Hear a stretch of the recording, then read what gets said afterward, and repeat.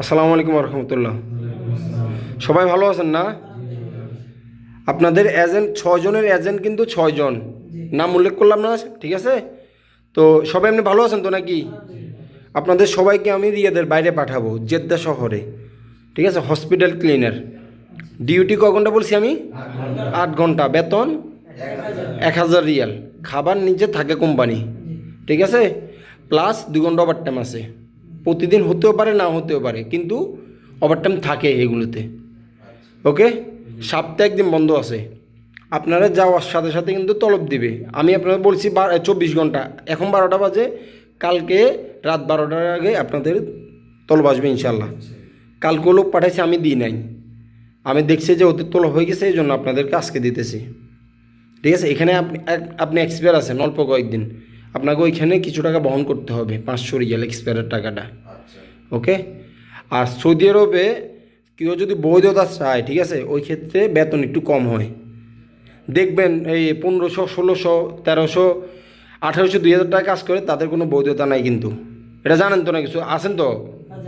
তো বেতন কম কিন্তু বৈধতা আগে পাবেন, 1 বছরেই কাম ইনশাল্লাহ রেনিউ করে দিবে। ওকে, আর এখন পাঠাচ্ছি, এখন আমি মনে করলেন যাই হোক খাবার তো দিতে পারবো না, হাবি যাবি কিছু কিনে নিব, পানি, বিস্কিট বা কলা এসব আমি কিনে দিব, এখন গাড়িতে আবদ্ধ খাবেন। আর ওইখানে খাবার কিন্তু নিজের ভাই, এটা মাথায় রেখেন, ঠিক আছে?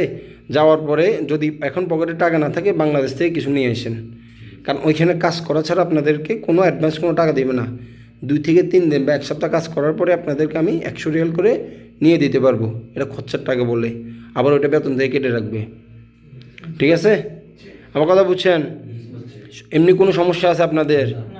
ভাইয়া তোমার কোনো সমস্যা আছে?